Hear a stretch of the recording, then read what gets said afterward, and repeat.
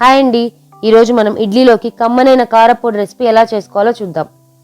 ఈ కొలతలతో చేస్తే మీరు ఎప్పుడు చేసినా కానీ కారపొడి పర్ఫెక్ట్గా చాలా అంటే చాలా రుచిగా వస్తుంది. ఇడ్లీలోకే కాదండి, దోశలోకి కూడా ఈ కారపొడి చాలా బాగుంటుంది. ఈ పొడి కోసం ముందుగా కడాయి పెట్టుకొని 1 టేబుల్ స్పూన్ నువ్వులు వేసుకొని లో ఫ్లేమ్లో పెట్టుకొని చిటపట్లాడే వరకు వేయించుకొని వేరే ప్లేట్లోకి తీసుకోవాలి. తర్వాత ఇదే కడాయిలోకి 1 టీ స్పూన్ నూనె వేసుకొని 1 కప్పు పచ్చిశనగపప్పు వేసుకొని వేయించుకోవాలి.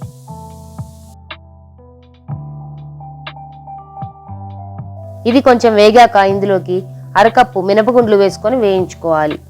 వీలైనంత లో ఫ్లేమ్లో పెట్టుకొని వేయించుకోవాలండి. పప్పులు ఎంత బాగా వేగితే కారపొడి రుచి అంత బాగా పెరుగుతుంది.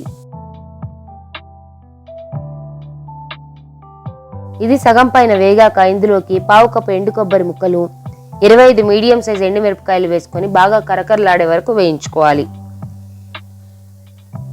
పప్పులు ఎర్రగా, మిరపకాయలు కొంచెం కరకరలాడే వరకు వేయించుకొని స్టవ్ ఆఫ్ చేసుకొని వేరే ప్లేట్లోకి మార్చుకోవాలి.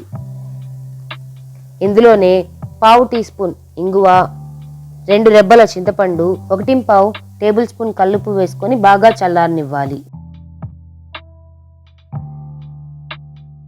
బాగా చల్లారాక మిక్సర్ జార్లోకి తీసుకొని కొంచెం బరగ్గా వేసుకోవాలి.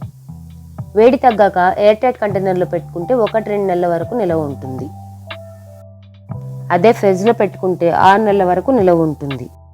అంతేనండి, మన కారపొడి రెసిపీ రెడీ అయిపోయింది. ఇడ్లీలోకే కాదండి, దోశలోకి కూడా నెయ్యి కానీ నూనె కానీ వేసుకొని తింటే ఏ చట్నీ అవసరం లేదు.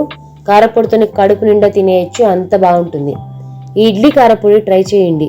ట్రై చేసి మీకు టేస్ట్ ఎలా అనిపించిందో కమెంట్ రూపంలో తెలియచేయండి. ఈ వీడియో కనుక మీకు నచ్చినట్టయితే లైక్ చేయండి, మీ ఫ్రెండ్స్కి ఫ్యామిలీ మెంబర్స్కి షేర్ చేయండి. Thank you.